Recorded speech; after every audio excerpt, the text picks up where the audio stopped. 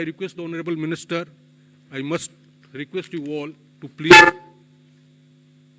follow the norm of one organization, one person, one question, please. Don't club too many questions together. That will help us give opportunity to our friends. With this, I request Honorable Minister of Finance to proceed. Please begin the opening remarks.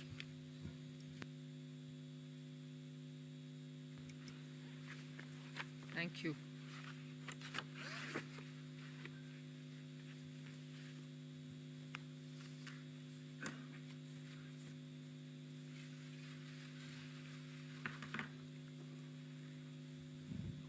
Good evening, and thank you for being here now after the budget has been laid on the table of the House.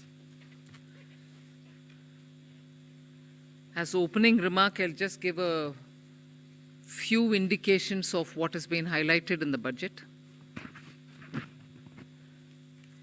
Broadly, I think the 4 emphasis points are on empowering women, giving a lot more attention to the SHG groups which are in the rural areas, trying to scale them up, give them the opportunity to brand and produce and also market their products in a far more scaled up and professional manner. Emphasis on tourism and training of youth for readying themselves for tourism, specific action for 50 destinations where comprehensive tourism action plans will be introduced. Then what is being called as PM Vikas, looking at Vishwakarma, people who create things, make things out of their hands using tools. In some states they are called Vishwakarmas, in some other states some castes are referred to as Vishwakarma, but what we mean here is to cover all those artisans and craftspeople who do things with their hands using some tools, so not specifically only to some particular communities, but to all who create the soft power of India through their craftsmanship.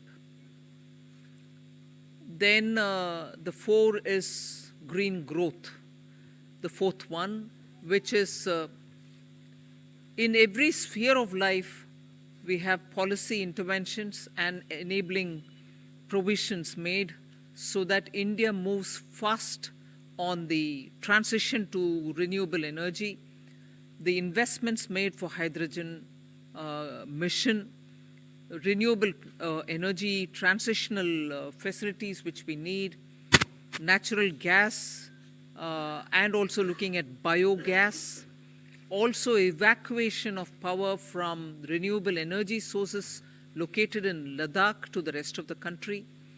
So those are 4 highlights which I'd like you to go back to see the scale in which we are approaching these issues and the impact that it will have on large sections of India's population.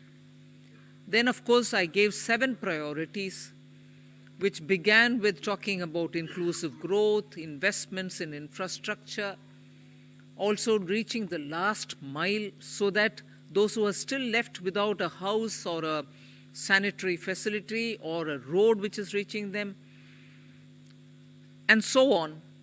So the last mile, reaching the last mile for those who desperately need that kind of a link are all being covered. Then we are also looking at a very futuristic fintech financial sector for which we have brought in some specific ideas. We are looking at also improving the industrialization of this country where people will be trained for Industrial Revolution 4.0, which means they're going to be trained for AI, IoT, using Web3 in other words. So training manpower to ready themselves for industries which are rapidly becoming industrialized in the Web3 context. Then digital economy, unleashing the digital power of India in various walks of life, setting up an artificial intelligence research center, Center for Excellence. So all these are in part A. There's a lot of increase in the agriculture credit availability, 20 lakhs being made available for agriculture credit. Also a sub-scheme under the PM Matsya Sampada Yojana, making sure that people living in the coastal areas are going to benefit from it, fishermen are going to benefit from it.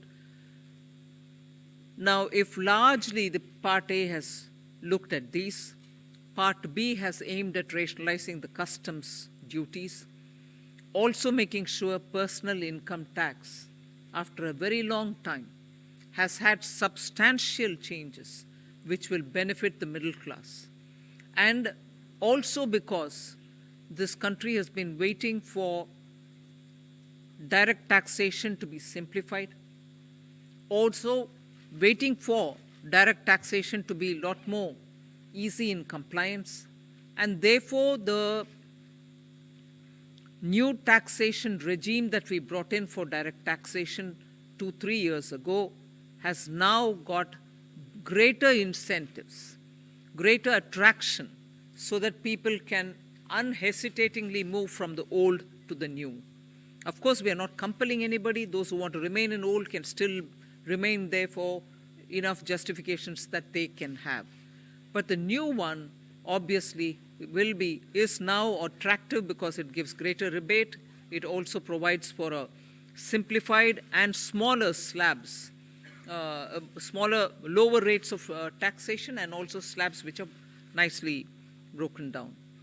So with all this, I think the budget, I've not gone into specifics, but I thought as an opening remark, this much will be sufficient to say this is a budget which is beautifully balanced, both growth considerations, because the capital investment has never before seen double-digit investment announcements. 10 lakh crore, which includes 1.3 lakh crores being given to states, is going to give a big leg up for capital investment from government. So the balancing that I'm talking about is looking at public sector investments, continuing that good tradition of capital investment in infrastructure, and also attending to MSMEs, because they are the engine of growth. We've given them relief. We have also given them new access. We have extended and widened the emergency credit liquidity guarantee scheme, also given them back their securities, 95% of it, even if they fail to deliver on contractual promises which were during the COVID pandemic. So the balancing is, one, we could sustain the capital infrastructure expenditure from the government, simultaneously in the private sector give a lot of push and impetus for the MSME, and not forgetting the individuals, the middle class individuals who needed that kind of a tax breaks and relief through taxation. So the large macroeconomic considerations have also been kept in mind. The fiscal consolidation has not been kept in the back burner. We've attended to it. We are respecting the glide path we gave ourselves 2 budgets ago. 6.4 this year fiscal deficit, and the forthcoming year for which the budget is presented now, 5.9% fiscal deficit. So broadly, I leave it at this. I suppose when you ask questions, we can answer the rest. Thank you. Thank you for coming here today.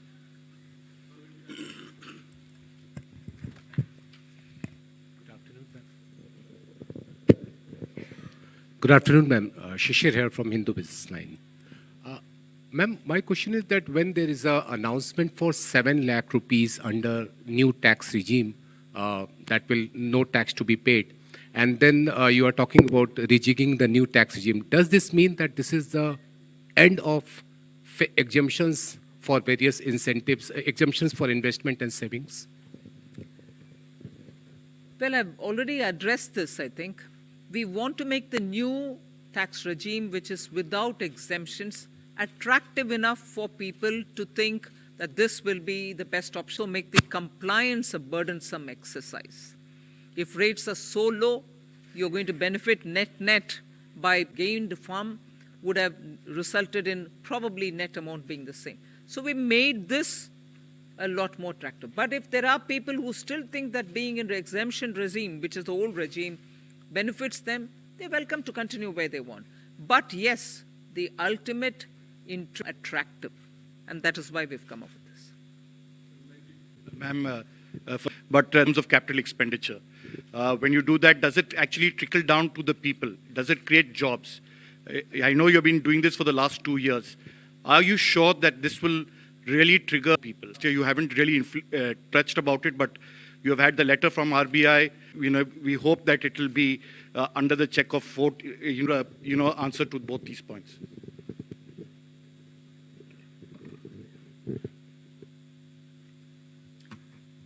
First of all, RBI wrote a letter and what. But in the meanwhile, you've seen inflation come down, both by the government. We take inflation-related steps, looking the other way while it is changing up and down.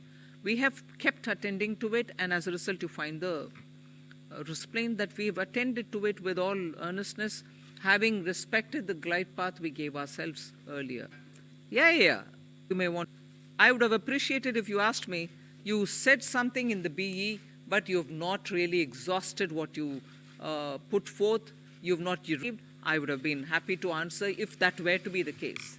But you're asking me a question about, in the sense you are implying that we have fully utilized what has been kept for capital investment. Therefore, it makes me feel odd that you're asking a question and money is utilized, and that it is utilized is coming through from the budget statement. How not all projects can be completed, even 1%, without human intervention. So obviously jobs are happening in the ground. So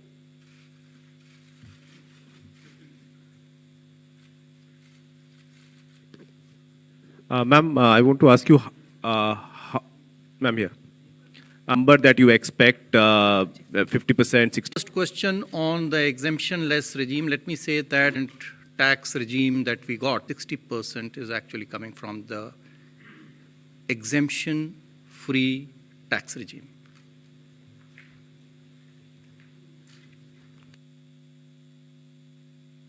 Individuals' data we will not have, but we are very hopeful that this particular scheme for individual taxpayers, the PIT, I think the majority would prefer. I mean, all of you, if you all do your own calculations, I think majority here would be now wanting to shift irrespective of their incomes and the deductions and exemptions that they claim.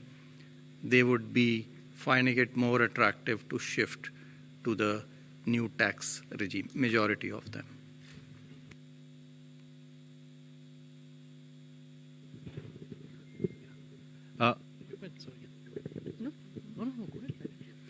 Ma'am, very good afternoon. Congratulations on a great budget. It's very clean, simple, nicely done. Ma'am, one quick question on CAPEX and one more on petroleum subsidy. Ma'am, your CAPEX for RE is lower actually in terms of the spend as of now. But the target is greatly stepped up for FY24. So what gives the confidence that it will be all utilized? That CAPEX RE is lower, ma'am. 7.28 versus slightly lower. And a big jump for FY24. So what gives the government the confidence that all of it is going to be utilized and well spent? That's one, ma'am. And second, ma'am, on the petroleum front, the LPG subsidy has been kept pretty low. You had announced certain additional measures last year in May, along with the deep cuts in excise on petrol, diesel. So what happens to those announcements regarding LPG subsidy? They have not been rolled over. And plus, ma'am, there is a demand coming in from oil cores now after LPG losses that you have made good by giving them money. That something needs to be done on fuel also. So would the government consider? What was the last bit? Something has to be done for who? Basically, demand coming in from oil cores in terms of... oil marketing companies. Yes, cash compensation. The money for which fuel. is now being given is not for that. Not for that, ma'am. So, all of it. So, on your first question on capital expenditure. So, yes, the revised estimates are about 97% or 98% of the budget estimate. Yes, there is a slight deviation. It's mainly on the state capital expenditure, which is falling short of the 1 lakh crore. Actually, the central capital expenditure is going to exceed the budget estimates. state capital expenditure is not expected to reach the 1 lakh crore figure because some portions of the state capital investment scheme have reform conditions. So some states have not been able to meet some of the conditions. Therefore, we expect, I think the figures are there, about 76% of the state capital expenditure scheme is likely to be spent. That's the revised estimate. So the shortfall is actually on the state side, not on the central side, point number one. What gives you the confidence for next year? I think if you look at the allocations that have been made, they've made in actually the increments are in 4 clear areas. One, railways. The railways has enough projects to absorb the additional capital expenditure. The second is highways. They have adequate projects running to absorb this capital expenditure. The third is states, 30,000 crores. Now, yes, there will always be a challenge, but I think the states are gearing up now. This 2 years of this experiment has helped them to improve their spending capacity. And we are also seeing an uptick in the second half of this year on the state capital expenditure. So I'm reasonably confident that the states will absorb the 1,30,000 that has been provided. And the other big item on the central side is the petroleum capital expenditure, which is for retrofitting of refineries to meet emission standards and pollution standards, and partly for augmenting our strategic reserves. So I'm quite confident that we'll meet the expenditure targets. Please.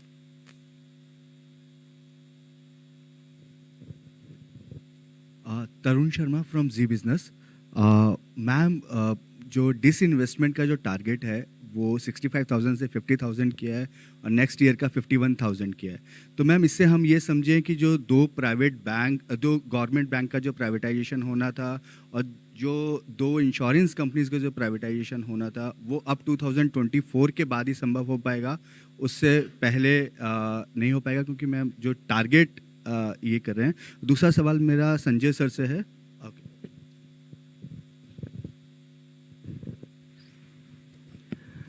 जैसा कि आपको विदित है कि disinvestment तो market conditions और कई चीज़ों से निर्भर करता है, तो उस हिसाब से जो प्रैक्टिकल और प्रूडेंट टारगेट है वो रखा गया है।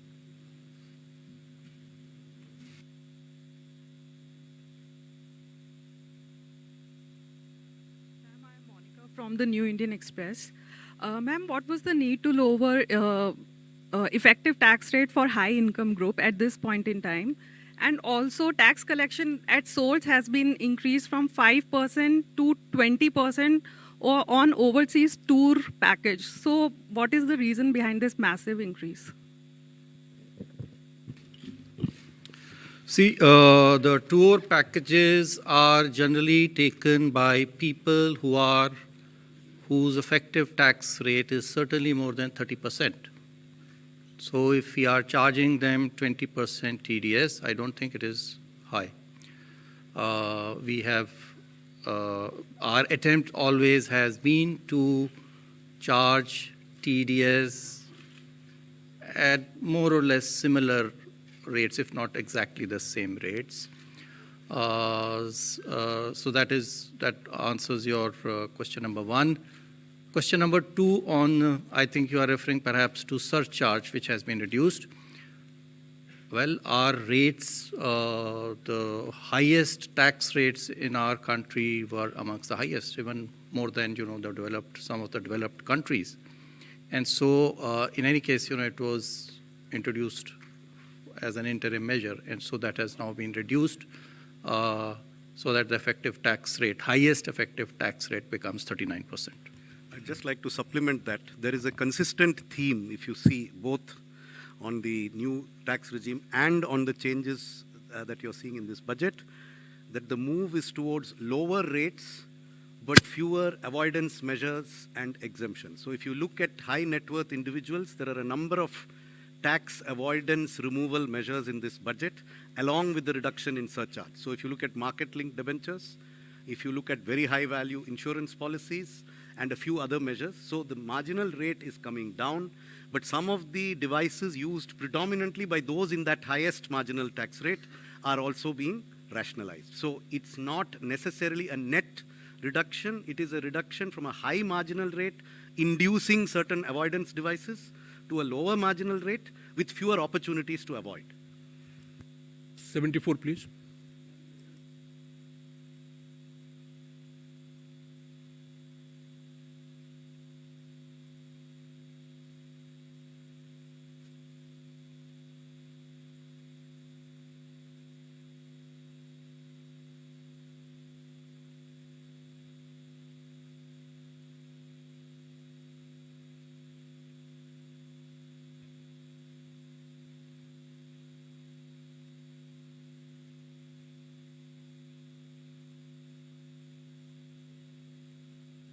one's mind being part of a political party. But consistent with what we believe, we placed our emphasis and priorities on those. And that's what you've seen in the budget.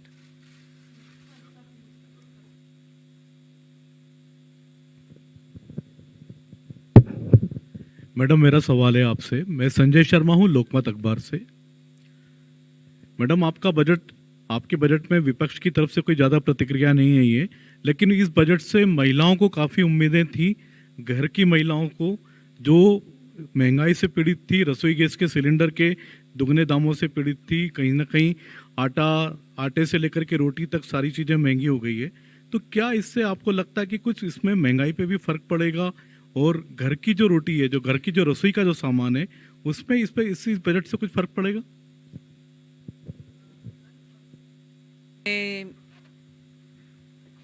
Government का निर्णय को देखे होंगे कि गेहूं के लिए market में रिलीज करने के लिए आदेश हुआ है, जिससे गेहूं के दाम कम होने के इतना क्लियर इंडिकेशन है, जिससे सीधा घर में रसोई में फर्क पड़ेगा ही पड़ेगा। सो उसको आप बोलना नहीं है। ये नहीं है कि मैं उसके ऊपर कुछ बजट में नहीं बोले, मगर बजट से बोलने से पहले एक्शन ही हो गया है ना, कि घर की रसोई के लिए गेहूं आटा के लिए मार्केट में रिलीज करने के लिए निर्णय सरकार ऑलरेडी कर चुकी है। एक मिनट। साथ ही साथ जो है महिला जो है वो भी एक परिवार का सदस्य है, तो जो रिलीफ जो इतना टैक्स पर्सनल इनकम टैक्स में दिया गया है वो भी परिवार के पास में और महिला के पास में आएगा, उसके हाथ में आएगा, जिससे वो अपना घर का खर्चा चला सकती है। सो वो भी एक महिला के लिए हमें नहीं देखना चाहिए कि महिला के लिए नहीं है, वो भी महिला के लिए एक बेनिफिट है। गेहूं पुरुषों के लिए भी है और महिला के लिए टैक्स भी है। Hi, ma'am. Meghna Mittal from ET Now. The fiscal glide path that you have given is 4.5% by 2025-26, which may be considered slightly bold. But does it also indicate your confidence in continuing tax buoyancy in the coming years? Somanathan has already answered it. Yes, tax buoyancy, as you saw even yesterday, GST collection figures have come. Direct taxation buoyancy is also observed in the current year. That is one thing. I think to the credit of this team, there's been a very robust management of macroeconomics. That certainly bears an impact. So all of us might talk about this particular step or that particular step, but I think together, revenue, expenditure, disinvestment, banking, all of us together have worked in such a way that where you can earn more through tax avoidance related measures, and similarly where you can bring in more people into the tax net, you are taking steps. Similarly, prudent ways of effective expenditure without cutting down expenditure, committed expenditure or other expenditure, are all ways in which you're making money mean more. And for every rupee that you spend, you get a better set of returns. So I think efficient management also has a very big role to play here. I just wanted to add to your question. The estimates in the budget, the revenue estimates in the budget, do not assume a buoyancy greater than 1 for the coming financial year. It assumes a buoyancy of 1. Gross taxes are expected to grow by the same 10.5%, by which we have estimated the GDP to grow, which is slightly lower than the figure implied by the economic survey. And therefore, we are assuming only a buoyancy of 1. But if the experience of this year is repeated next year, then it may in fact be more than 1. But we have taken a conservative assumption. And I think the very fact that the commitment to 4.5% was reiterated word by word in this budget gives you an indication that we feel that we have the means and the ability to reach that target by 2025-26. I would also point out that many of our expenditure increases are on discretionary spends. We have kept a very tight lid on the irreducible types of expenditure, and therefore there is room in the budget, both on the revenue side and on the expenditure side, for us to reach that fiscal deficit target by 2025-26. And it is not lightly that the Finance Minister has reiterated it in Parliament today. Ma'am, Timsi Jaipuria from CNBC TV 18. Ma'am, I have two questions. Firstly, on the TDS reforms, you've come out with two specific reforms. For one, 20% TDS on foreign investments. Why has this been introduced? Is it to curb the flight of capital or investments which was going outside the country? And secondly, on students who are going outside to study, on that also the TDS has come, there's a 5% that has been levied, or it has been reduced. There is no change on education, or absolutely not. That's wrong. Your facts are wrong. But what happens to the amount that one spends in staying there as a Timsi, student? first correct the thing which you've said, because yours is a very powerful voice, and that can spread among your dosts, and that can go out. No change has been made for education or health purpose, LRS. Please, I hope my voice is audible much more than Timsi's.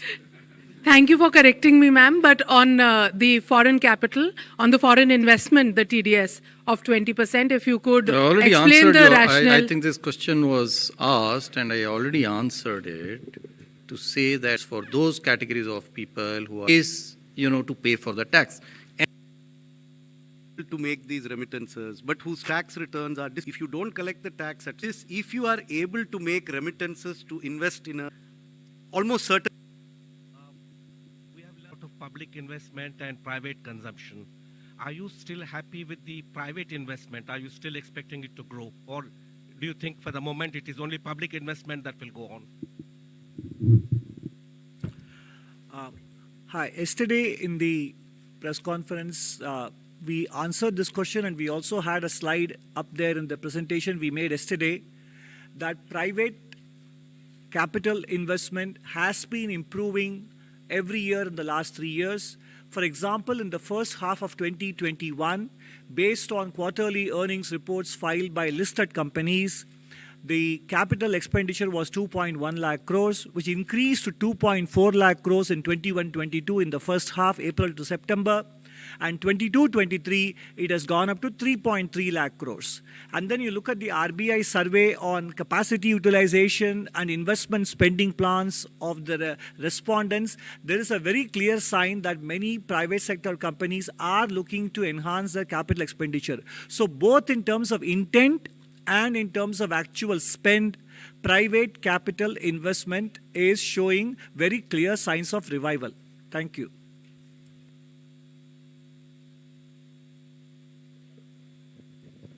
Ma'am, this is Ujjwal Narayan from Newsrise. Ma'am, this is your fifth budget, and when you started in the first budget, you talk about India reaching to a 5 trillion economy by 2025. So just I wanted to know what is the situation, because yesterday CA has put forward another goalpost of becoming a 7 trillion economy in next 7 years. So what is happening to that target? That is my simple question. See, we are moving along to achieve our targets, both mine and his. We'll achieve.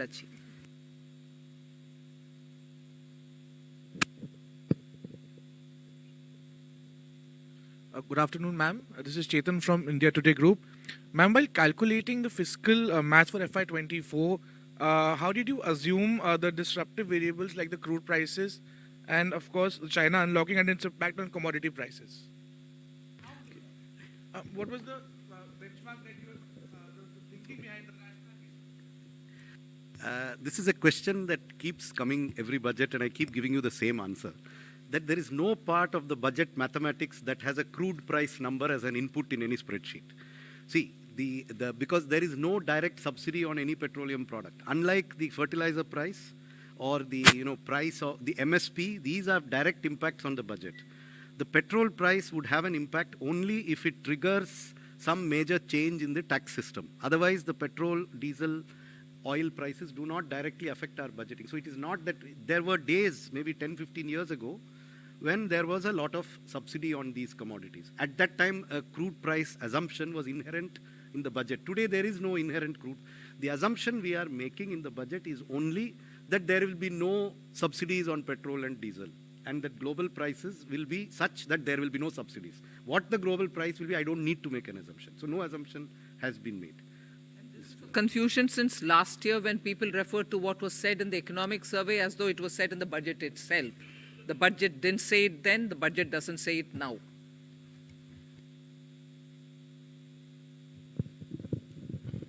मैं आमिर हूँ news nation से। पहला सवाल तो ये कि जब शुरुआत हुई थी एक तरह से मोदी सरकार की, तो कहा था कि अर्थव्यवस्था को बेहतर करने के लिए कड़वे घूंट पीने पड़ेंगे और बहुत ही कड़े मेजर्स लिए गए स्टार्टिंग में।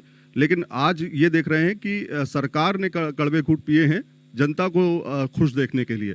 तो क्या ये एक चुनावी बजट है, इसको मानती है? और पहला ये, दूसरा ये कि इनकम टैक्स में जिस तरह से जो छूट की सीमा है, जो पहला फेज़ है आपका जिसमें 7 लाख तक की छूट है, तो उसमें वो फेज़ आपको लगता है कि इससे राजस्व पर भार पड़ेगा? कितना भार पड़ेगा, कोई एस्टिमेट है इसमें? We have said it in the budget speech itself as to what is the net revenue foregone. उसका घोषणा ही कर चुके हैं हम, हिडन नहीं रखे। सो वो आ गया है 35,000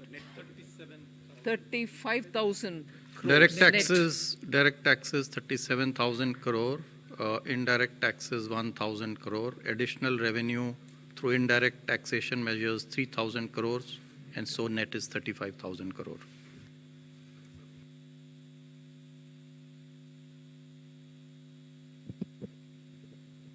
This is Anuradha from Economic Times.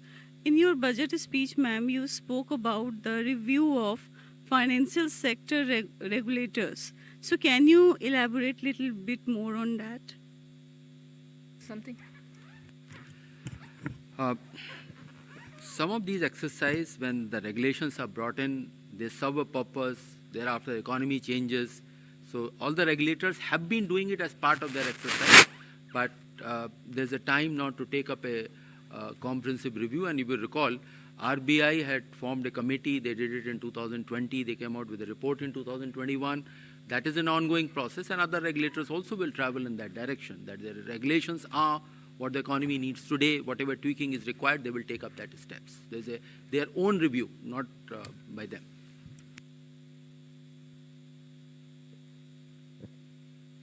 Ma'am, congratulations on your penultimate budget.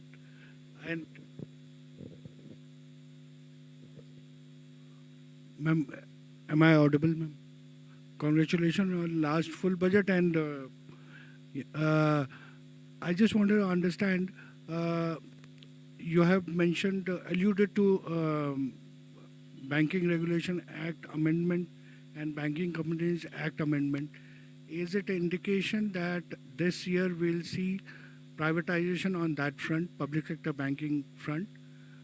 And if you could also throw some light on what kind of amendment it will undertake, apart from, allowing public sector bank for privatization. These measures are for improving the governance of the boards and then investors' protection, etc. These are not to do with any disinvestment or the privatization measures. These are the different set of measures. Over a period of time, the things have changed, and the Banking Regulation Act also fall in line, or not fall in line, has to be aligned with the present day needs, what the directors are, who can be there, what their terms are going to be. So those kind of amendments are there. And one component, of course, is on the investors' protection areas as well.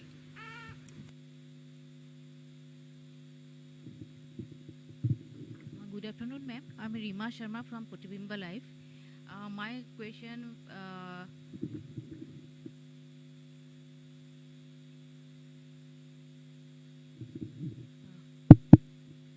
my question is regarding MSME sector in the Northeast, especially in Assam. That during pandemic, that Assam handloom sector and bamboo sector badly affected. Many artisans forced to close their work. So in your budget, you have saying something, MSME sector, you have given some relief and widen the possibilities. So as Gamusa also getting GI tag this time, so do you have any special relief for the Assam and Northeastern RTG, and especially in the handloom sector and bamboo sector?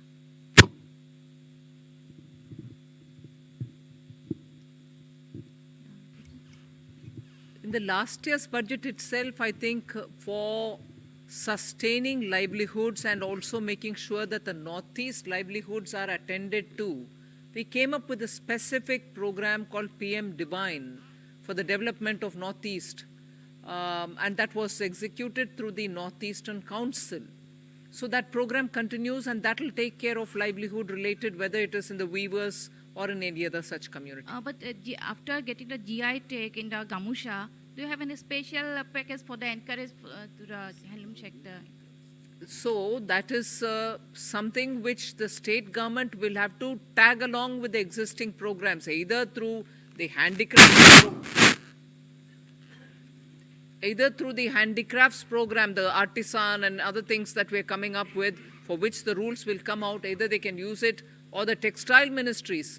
I'm sure they can always find out from the textile ministry for GI tagged Gamusha, they can ask for a dispensation. So this is possible, but that is for the state government to interact with the respective ministries. Can you little bit elaborate what kind of I can't elaborate more, ma'am. You should ask the state government to deal with it for the respective ministry. In your budget relief, what kind of relief you have given? Can you little bit elaborate it? In my budget relief. The MSME sector. For MSME or for Gamusha or for GI, what are you asking? I'll send you some information. Ma'am, let's move on with other questions. Good evening, ma'am. Arup from Business Standard. Ma'am, in this year's fiscal policy statement also you're speaking about unprecedented global headwinds and challenges. And again, you have not given forecast for the two succeeding years, in this case FY 24-25 and 25-26, although you have an internal consolidation roadmap. So are we going to see this as a new normal where you're not amending the FRBM Act again and you're not giving two succeeding years forecast, but you will continue having an internal roadmap? Yeah. Yeah, but you're not amending for the third consecutive year, you're not amending the FRBM Act and you're not giving two succeeding years targets. Yeah, but we have given a glide path, and we are every budget stating whether we are aligning with the glide path given or not, right? So that pandemic was the new normal for 2 years, hasn't it been?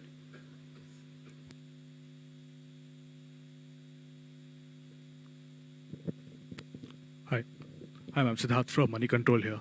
The gross borrowing number is 15.4 lakh crores. Net is the gross borrowing is 15.4 lakh. Net is 11.8 lakh.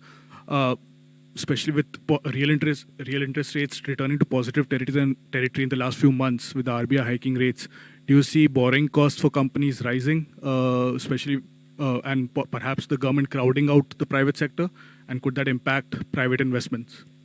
So I think the question of crowding out, actually the increase in borrowing over the previous year is 8%. The economy has grown at a nominal rate of 15% over this same period.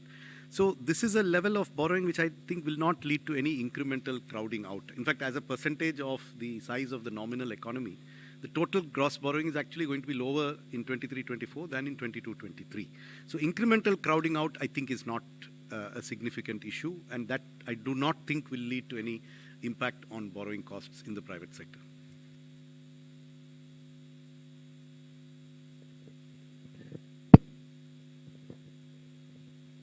This is reiterating that point, that expect the required borrowings for the next year are of the same order what they are in the current year.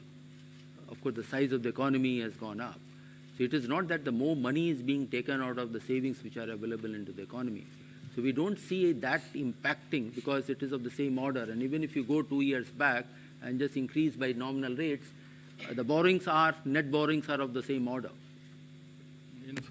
In fact, they are less than 2% more than the actuals. The figures stated were, I think, for the BE, But actually, it will be only, estimates are that it will be less than 2%. Economy is nominally expected to grow at more than 10.5%.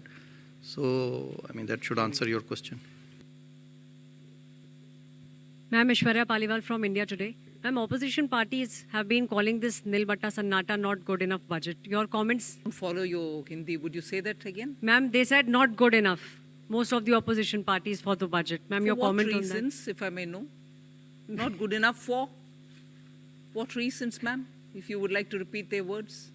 They have said, ma'am, most of the political I'm parties. saying if you could please repeat their words and say not good enough, for what reasons per se? They said nothing for the. They said nothing much for the middle class. What? Most of the this is what those parties. Ma'am, do you believe India will remain a bright spot, ma'am? Please do. Agle mein kya? Next question, please.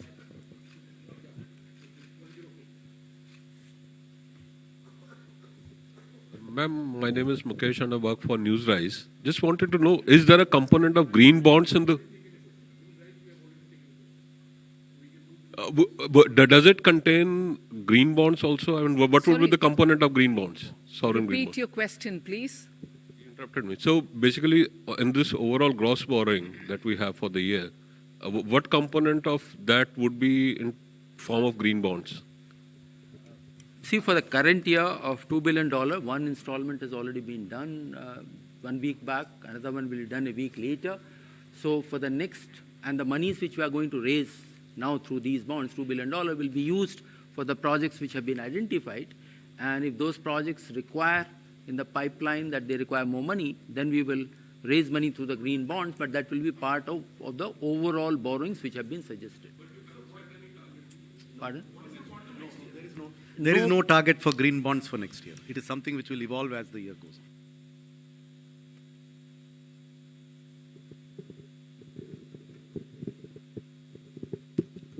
on. Ma'am, this is Primangshu from Anandabajar Patrika.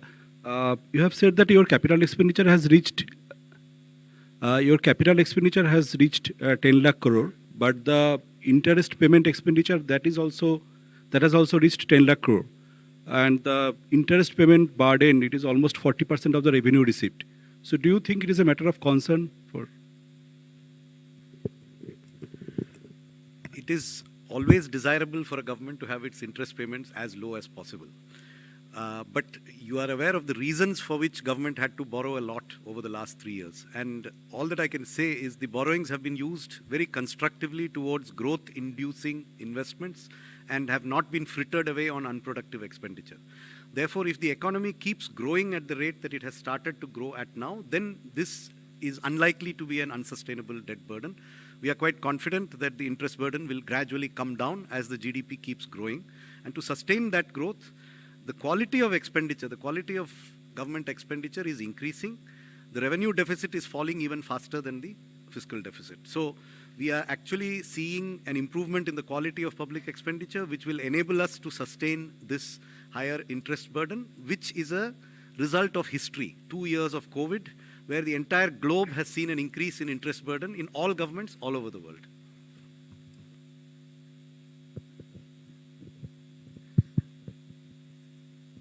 Good afternoon, ma'am. This is Karishma here from Business Today Television. Congratulations to you and everybody for yet another successful budget.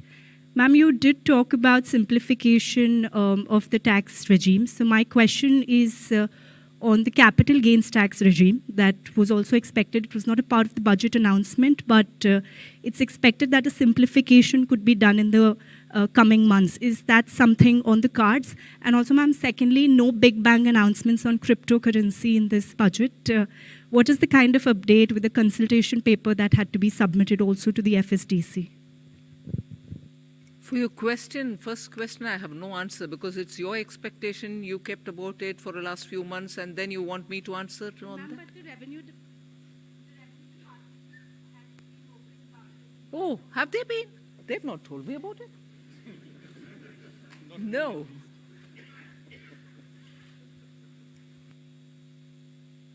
To say now.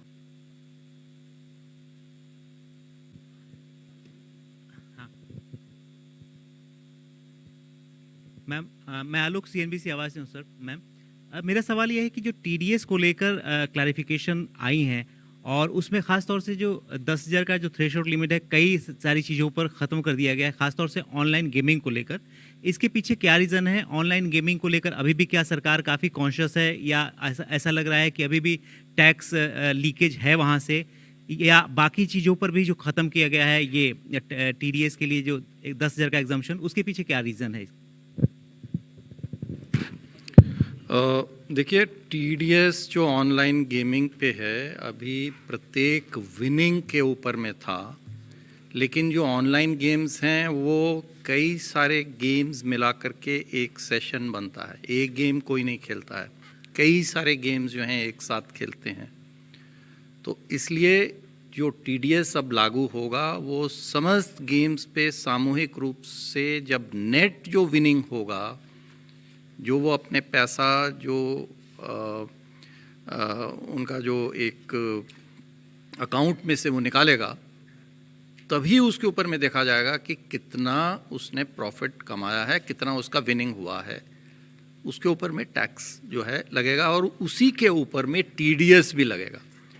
और यदि वो 10,000 रुपये से अधिक है तो TDS पहले लगता था, अब वो 10,000 की लिमिट हमने हटा दी।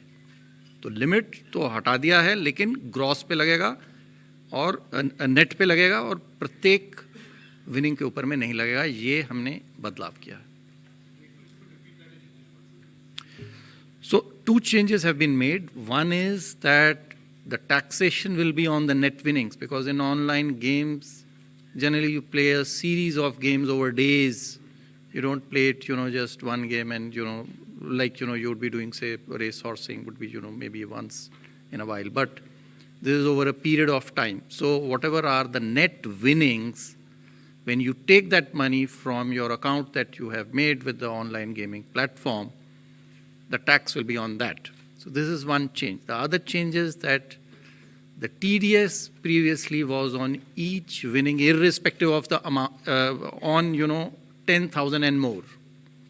If the winning is 10,000 and more, so some of the online gaming companies were keeping winnings lower than 10,000, say 9,999. So that we have removed. So there is no now threshold on TDS. That is the second change.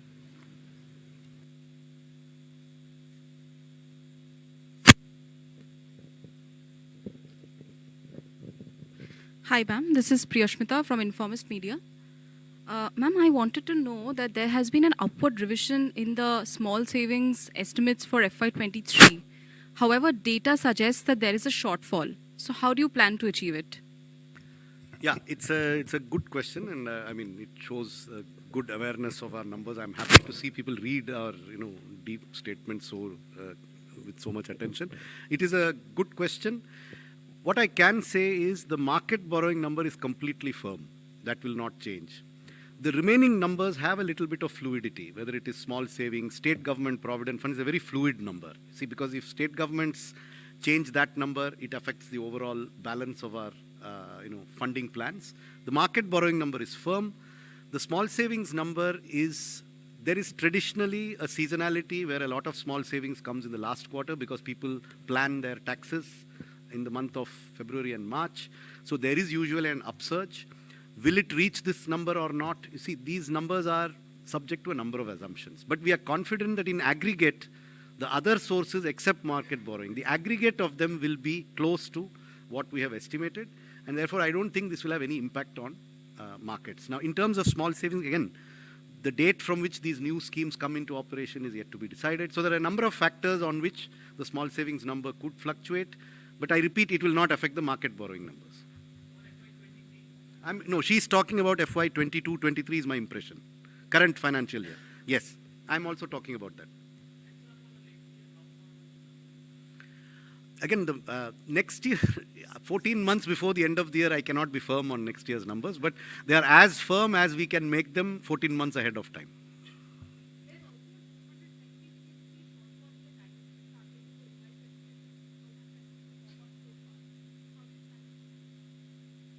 Well, if there is a shortfall somewhere, there is an increase somewhere else. We have shown you all the numbers as to how we meet the deficit of this year. How is it going to be funded? I have the statement, you have the statement too, since you've obviously read it, so I don't need to tell you. So that's how we will fund it. So this is a big budget in which something goes up, something goes down. Revenues have gone up, expenditures have gone up, some things have gone down. But in aggregate, as I said, we are confident of being within our market borrowing numbers. We are confident that the deficit that we have projected for the revised estimate is reasonable and will not be exceeded significantly. It will not be exceeded significantly. Beyond that, I cannot give you a pinpoint. You cannot land a Boeing 747 on a helipad. So, it's a huge thing. There will be minor, fluctuations here and there. But at a macro level, our numbers are good. I'm confident about us.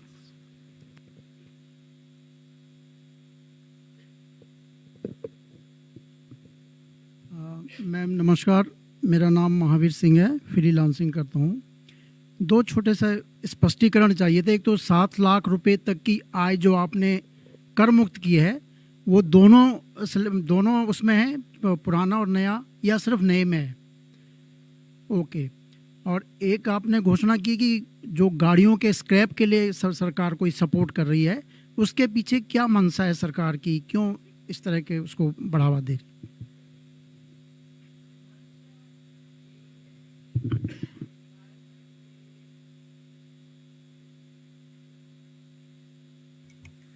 मंशा यही है कि environment के लिए पुराना गाड़ी को हटाना चाहिए, मगर वैसे बिना इंसेंटिव हटाना भी मुश्किल है, क्योंकि लोगों को लगेगा कि हटाने में से मुझे क्या फ़ायदा है। सो इंसेंटिवाइज करना उसके लिए।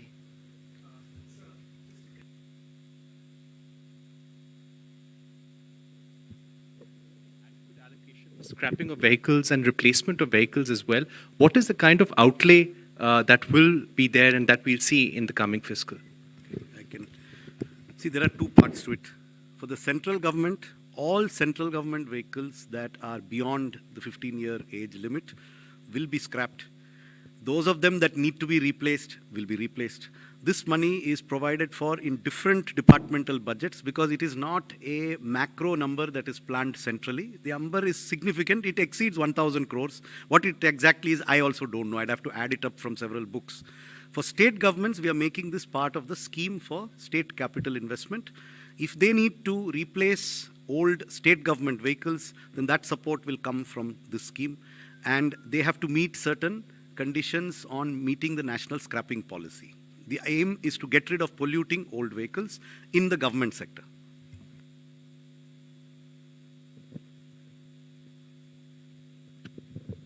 नमस्कार मैम, प्रमोद शर्मा। मैम, प्रधानमंत्री जी का नारा है कि लोकल फॉर वोकल, लेकिन जो ऑनलाइन प्लेटफार्म है, फ्लिपकार्ट और अमेजन, इनके चलते जो छोटे छोटे दुकानदार हैं, उनका कारोबार प्रभावित हो रहा है। तो सरकार की कोई ऐसी योजना है कि फ्लिपकार्ट और अमेजन से भी सरकार को कुछ नहीं मिल रहा है टैक्स जो मिलना चाहिए, तो ऐसा कुछ इन पे कुछ लगाने का जो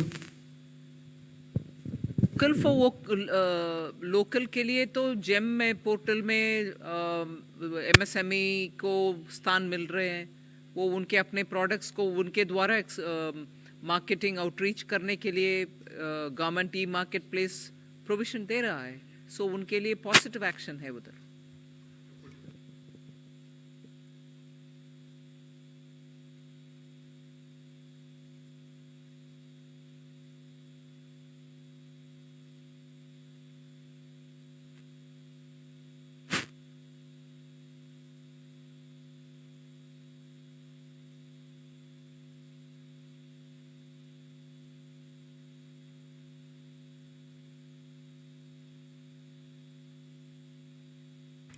Precise numbers I don't have at this point of time, but the scheme is that if there's an arbitration award which has already happened, either of the party, either a government department or a government undertaking has challenged it, or the contractor has challenged it, and that arbitration award is being contested in any court, then depending upon the level of the dispute, a settlement can be reached between the two parties so as to reduce the amount of litigation which will be there.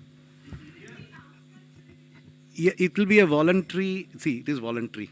Any dispute can be settled out of court by both parties. Traditionally, there are difficulties for government to take a discretionary decision on settling a dispute. So this will be a standardized set of terms depending on the nature of dispute and the level at which the dispute has been settled, or has been where there's an arbitration award, where there's a court award, where there's a Supreme Court award. There are different levels at which there is, which will be put out for consultation very shortly from the Department of Expenditure. So, no, it is only for domestic. Only domestic disputes. It will not cover international arbitrations or international cases. Definitely not.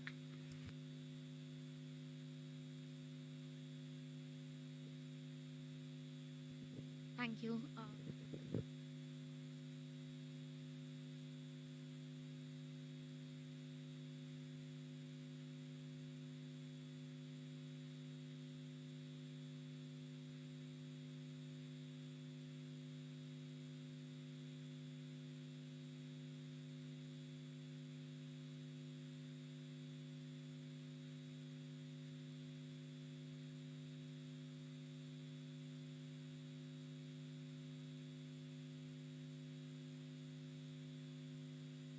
Want both of them to answer for each economic survey from his school of thought and us from our school of thought?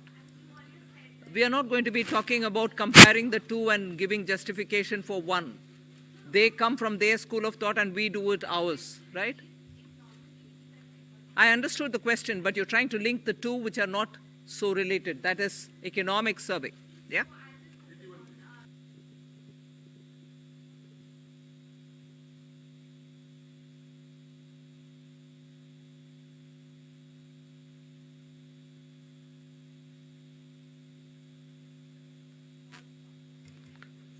That is exactly what I mean. The dated security figure will not change regardless of changes in the other figures. That's your second question. On the first question of 10.5, remember there's a difference between an estimate in an economic survey, which is given for general guidance, and a budget which has to be used to fund expenditure. So we have to have numbers which are at a higher level of probability of being exceeded than the economic survey. So therefore, our number of 10.5 could come from any combination of inflation and real growth. We are expecting nominal growth to be at least 10.5%. That's the basis on which the budget is presented. Now, that can come from multiple combinations. I cannot tell you that it will be 6 and 4.5, or will it be 6.5 and 4, or will it be 7 and 3.5, or will it be 5.5? These are all, we are reasonably confident that we will exceed 10.5% nominal growth for the purposes of estimating our revenues, which is why we use that estimate.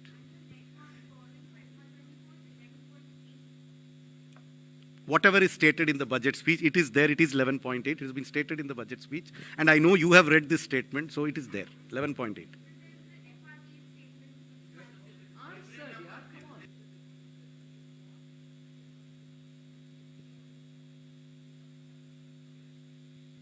Good afternoon, ma'am. I am Nikunj Johuri from Reuters. You said that there'll be changes to improve governance for banks. So will there also be changes to the Bank Nationalization Act that will enable you to privatize 2 banks that you had announced earlier? And also, ma'am, is there a concern for the government? Our markets have fallen the last few days because of decline in Adani Group stocks. So is that a concern for the government, because retail investors have also been impacted significantly because of this? I had answered that question earlier, that the proposed amendments have nothing to do with disinvestment or privatization of the bank. That is a separate chapter. As far as the second question is concerned, we in the government don't comment upon the issues relating with a particular company.